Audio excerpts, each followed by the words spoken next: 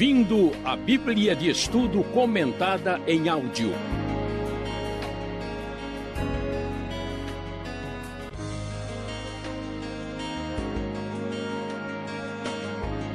Estudo 20, baseado em Gênesis 19. Capítulo 19 de Gênesis, hoje no Rota 66. O fogo está caindo, o julgamento de Deus chegou. Capítulo 19 de Gênesis nos fala sobre o grande julgamento que Deus traz sobre a cidade de Sodoma e também a cidade de Gomorra. Logo no início do capítulo nós vemos que 2 anjos chegam a Sodoma ao anoitecer.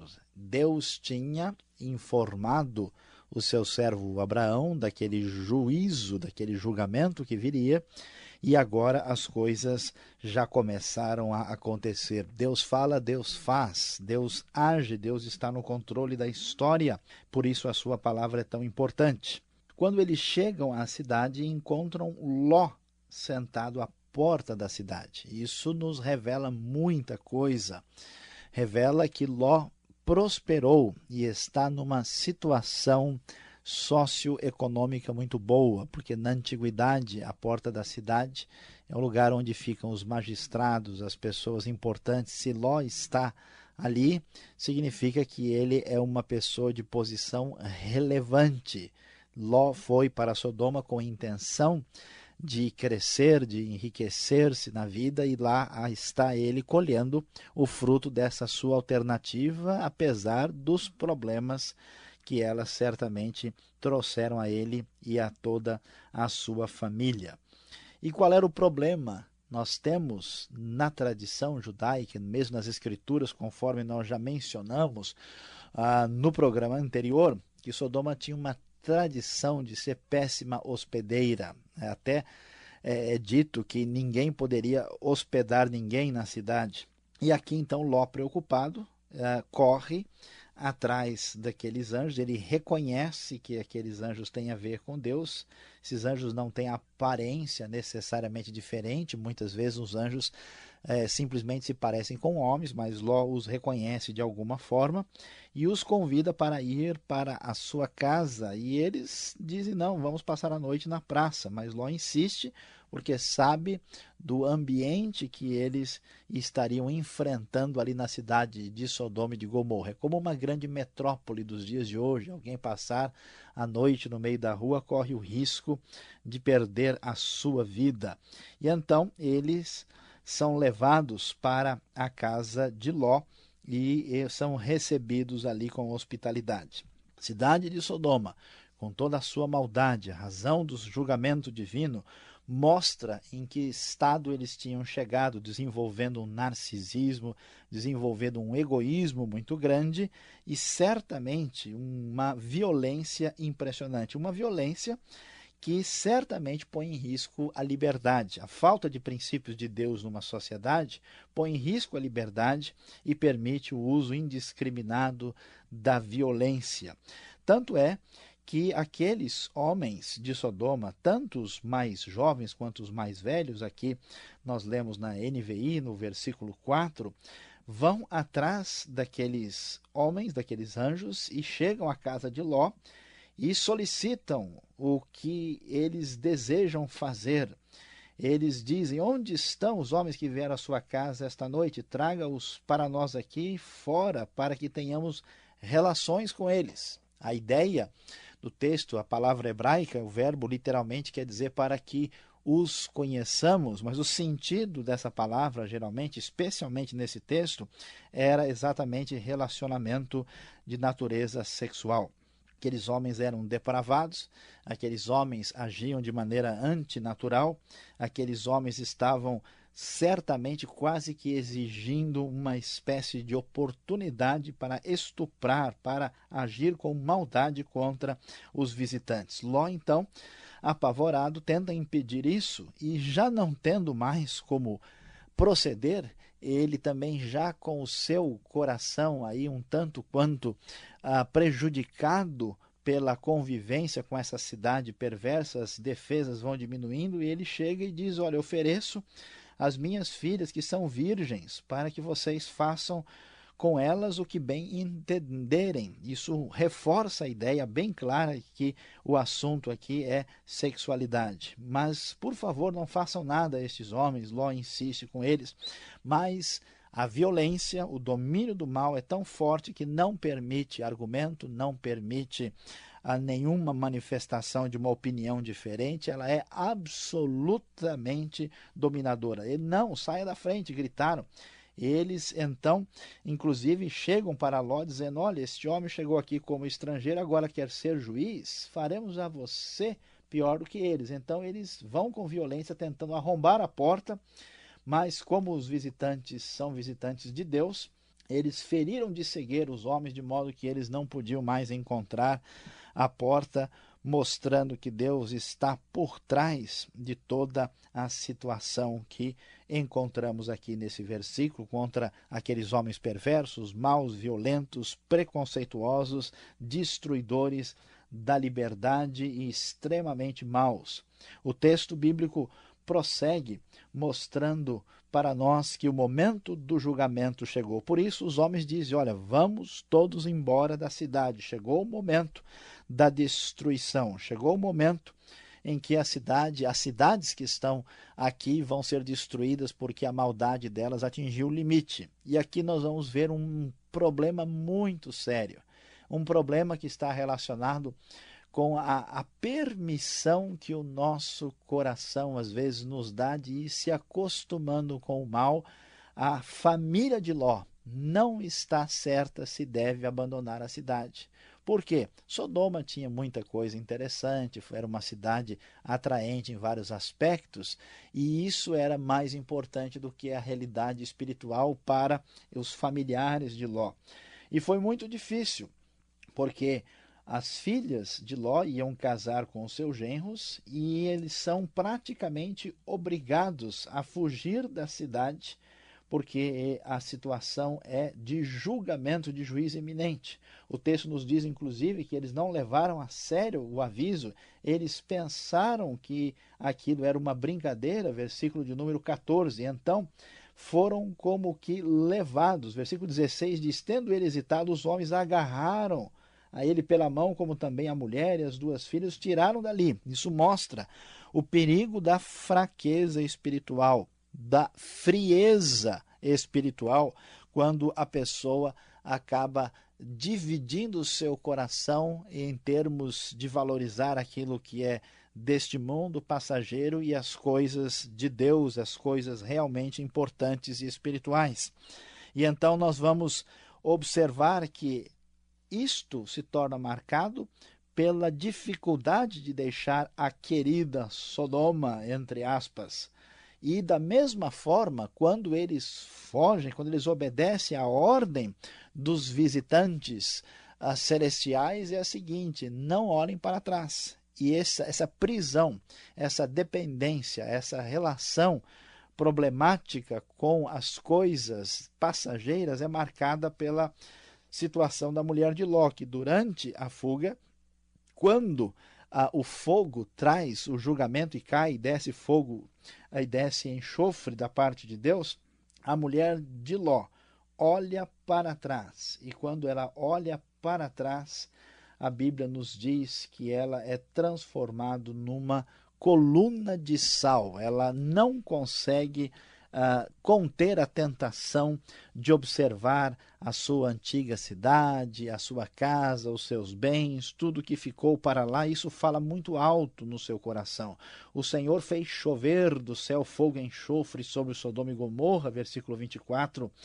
Mas a mulher de Ló olhou para trás e se transformou numa coluna de sal, versículo 26, mostrando o triste episódio de um coração que não prioriza Deus da sua vida, mas o divide com outras coisas que são absolutamente passageiras. E o texto bíblico prossegue para o final, mostrando que quando Deus fez isso, ele lembrou-se, levou a sério a oração de Abraão que foi feita no capítulo anterior. O texto diz que Deus lembrou-se de Abraão e tirou Ló do meio da catástrofe que destruiu as cidades onde Ló vivia. Ou seja, a grande preocupação de Abraão era o que seria do seu sobrinho Ló. E o texto faz questão de mencionar que mesmo numa catástrofe de natureza ampla e sociologicamente plena, atingindo várias cidades, nós sabemos que as cidades circunvizinhas também foram atingidas, como Admá e Zeboim.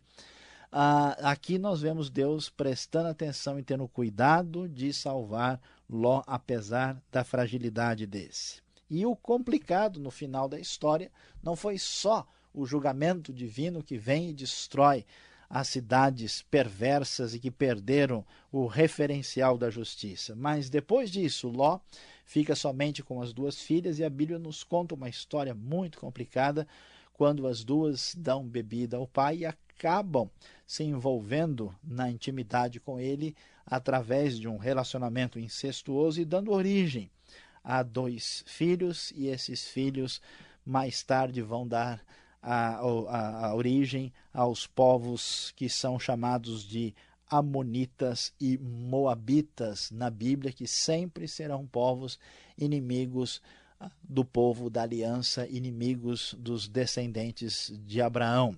O que mostra para nós que por mais que uma coisa seja simples, por mais que uma coisa seja talvez secundária, como a frieza espiritual, ao ter um pouquinho mais de atenção para as coisas passageiras, que esse processo de abrir mão, né, de valorizar a vida pela fé e pelos princípios de Deus e seguir o caminho do coração e do olho daquilo que a gente vê, mais tarde traz consequências que se avolumam e mais tarde esses Amonitas e Moabitas, essa história triste, feia do caso de Ló, certamente aí nos mostram como os pequenos problemas se tornam grandes catástrofes. Por isso é importante vigiar o nosso coração, porque Deus é justo, Deus é sério e certamente o julgamento divino que atingiu Sodoma e Gomorra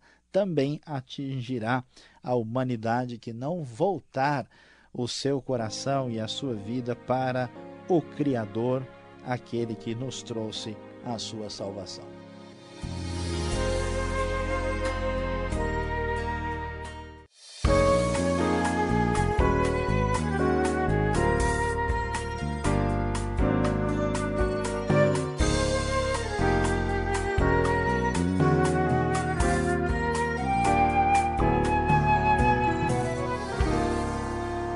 Bem, Saião, a sua exposição em Gênesis 19 nos chama a atenção para esse importante texto e olha quanta coisa poderíamos comentar. Eu gostaria, assim como todos aqueles que estão nos acompanhando agora, já a partir de primeira perguntando sobre os anjos.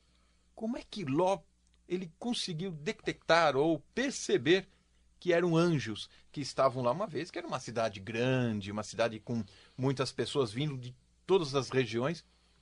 Quem são os anjos?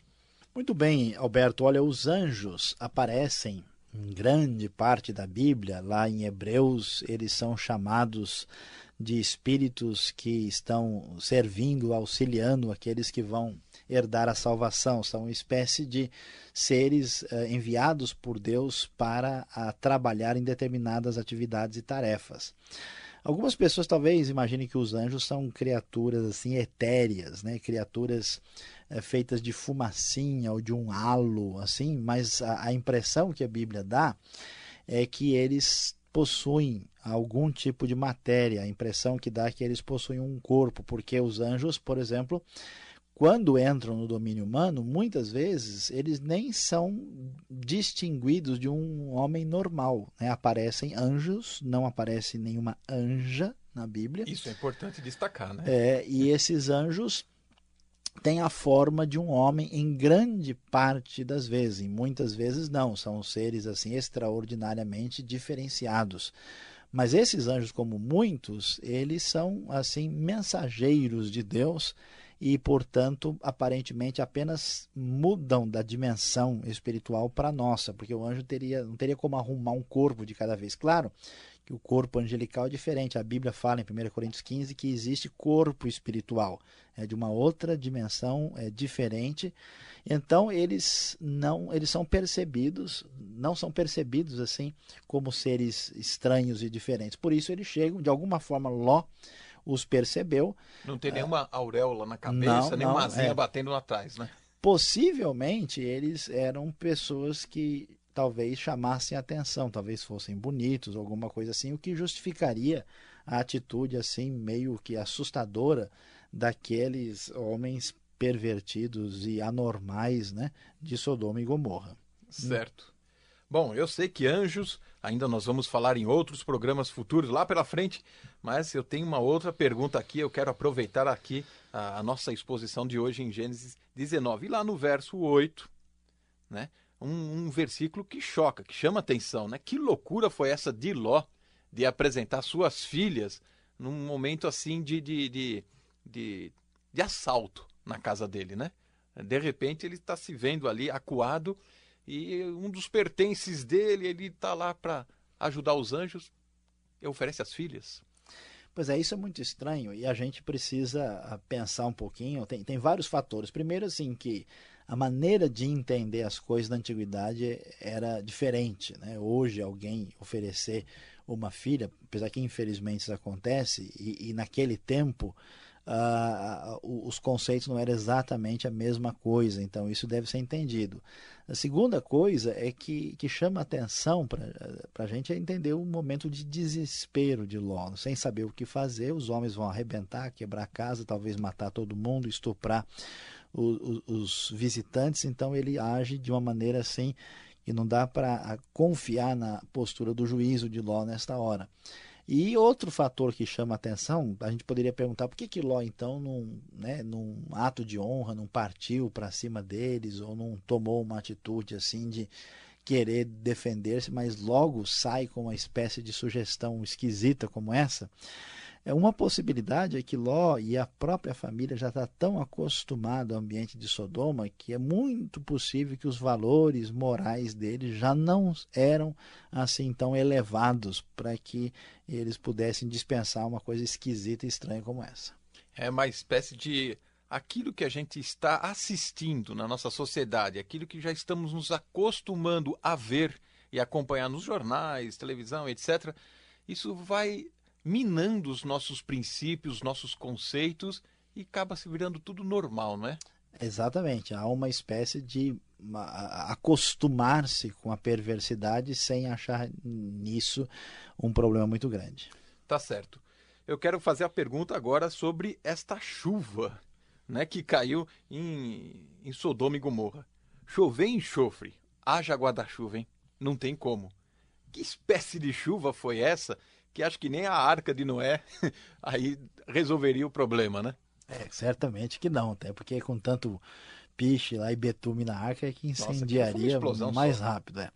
Olha, nós não temos ideia muito clara do que realmente aconteceu. Deus pode ter utilizado uma chuva de meteoritos, pode ter usado alguma coisa natural ou então não natural. Terremoto, coisas. Alguma coisa sim, mas o fato é que realmente as cidades foram incendiadas e é surpreendente observar que aquela região onde ficavam Sodoma e Gomorra é exatamente onde temos o Mar Morto hoje, que é uma das regiões mais inóspitas do mundo, né? A concentração de sal, inclusive de enxofre, é muito elevada.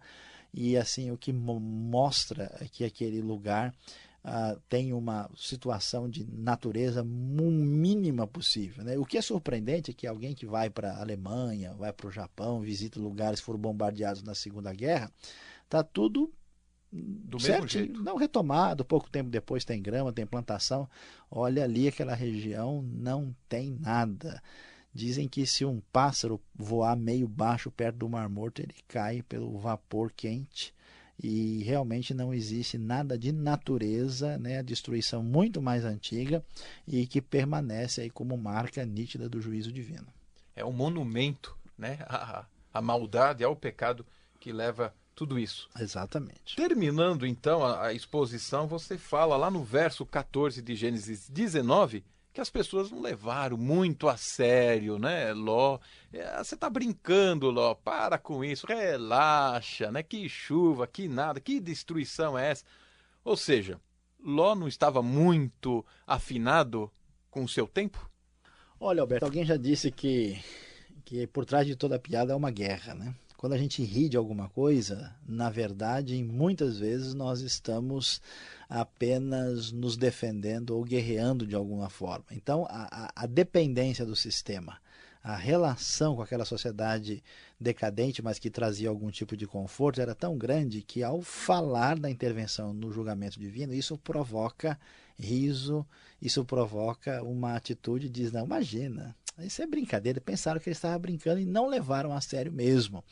É semelhante ao que acontece com muitas pessoas no mundo de hoje. Quando você pensa em termos da vida depois da morte, quando a gente pensa em coisas sérias sobre o futuro, a futura vinda de Cristo, o julgamento, as pessoas, não, imagina, isso é lenda. O interessante é que as pessoas não agem com normalidade, eles agem de maneira risível, eles reagem de uma maneira a considerar aquilo uma brincadeira, uma gozação, e realmente isso mostra que a pessoa tem os seus valores comprometidos e prendeu já aí nas raízes do coração elementos que acabam afastando a pessoa de um relacionamento adequado com Deus. É isso que acontece com os nossos jovens quando na universidade, na escola, aparece o termo Deus, a criação.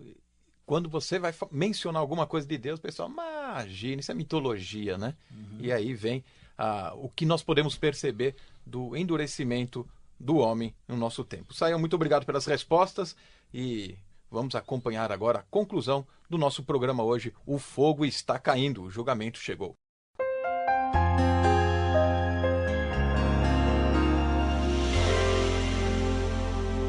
Nós temos uma lição muito importante que deve ser tirada aqui do capítulo 19 do livro de Gênesis. Muitas vezes nós temos a ideia que Deus deve ser um tipo de Deus de propaganda de comerciais de pasta de dente. Deus vai aparecer sorrindo, Deus é muito legal, Deus é até chamado muitas vezes de uma maneira indevida em diversos círculos. E a Bíblia nos mostra que Deus é um Deus justo e um Deus que se ira. O que é a ira de Deus? A ira de Deus é a manifestação normal, esperável de um Deus santo e puro frente ao pecado humano. Portanto, ninguém pode brincar com a sua vida, ninguém pode tirar da sua dimensão que Deus é um Deus que se ira. A ira de Deus e o seu juízo é que traz no coração humano um santo temor, uma postura de respeito, de reverência para com Deus que são fundamentais para a nossa vida. Portanto, lembre-se, tome muito cuidado com a sua vida. Não deixe o seu coração ser levado pela maldade, pela injustiça, pela promiscuidade, muitas vezes presente na sociedade atual. Muitas pessoas deixam o seu coração se sobrecarregar, como diz o Novo Testamento, de cuidados deste mundo e estão preocupados somente com coisas passageiras e se entregam à maldade sem ter qualquer tipo de preocupação moral e ética e religiosa mais séria. Saiba que Deus é justo, Deus disse, Ele vai executar, e se não estivermos debaixo da graça de Deus, com um relacionamento correto através da fé em Cristo, certamente o juízo nos apanhará, como apanhou a cidade de Sodoma e Gomorra.